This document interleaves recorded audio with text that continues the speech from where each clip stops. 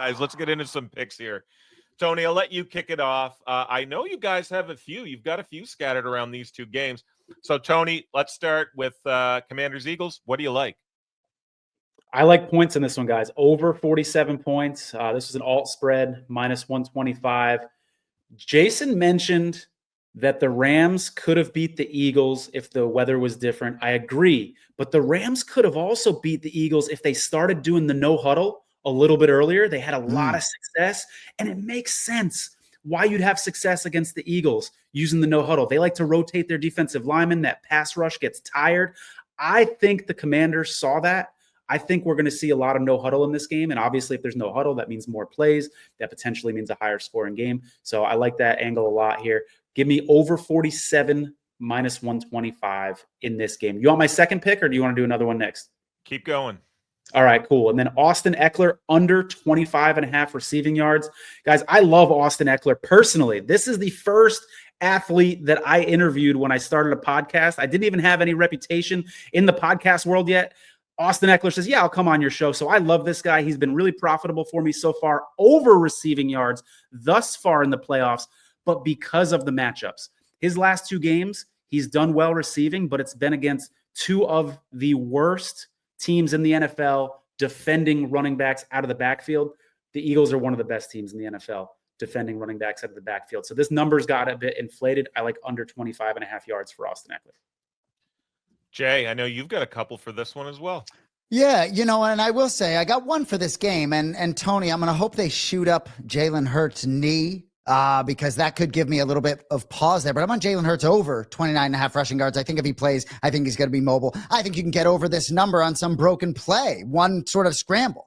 But he's eclipsed this total in 5 straight games and 10 of his last 11. The only game he didn't do it in, he had 29, half a yard short. So all the attention, rightfully so, will be on Saquon Barkley. That Week 16 game when Jalen Hurts left with a concussion the first quarter, still rushed for 41 yards against this team on 3 carries. I just think he finds a way over that 29.5.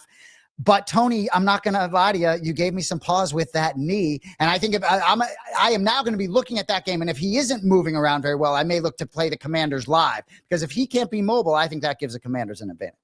Yeah, I saw some Twitter doctors talking about just total speculation. They're not team doctors. Talking about he could be in a brace. Could be wearing a knee brace. Now, you can move in a knee brace. You can still, I guess, do the tush push in a knee brace, get a couple yards here and there. But, yeah, just something to keep an eye on if he is wearing a brace. Yep. That is my only one from that game, Ninja. Yeah, you've got 2 for the other. My bad. You're good.